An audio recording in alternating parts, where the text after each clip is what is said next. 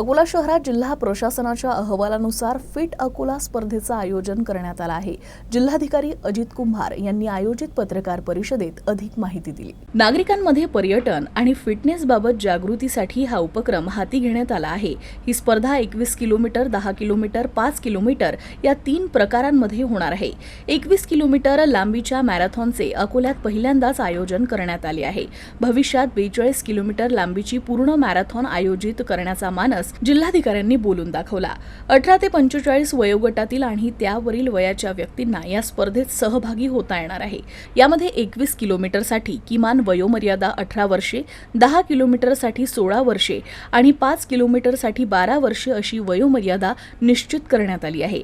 स्पर्धेत 18 ते 45 आणि त्यावरील असे वेगळे गट असून स्वतंत्र 3 बक्षिसे देण्यात येतील। या उपक्रमात प्रवेश विनामूल्य असून विविध राष्ट्रीयकृत बँका आणि स्वयंसेवी संस्थांच्या सहकार्यानं हा उपक्रम राबवण्यात येत असल्याचंही जिल्हाधिकारी अजित कुंभार यांनी सांगितलं। व्यावसायिक स्वरूपाची मॅरेथॉन स्पर्धा फिट अकोला मॅरेथॉन स्पर्धा आयोजित करण्याचा जिल्हा प्रशासनाची संकल्पना आहे।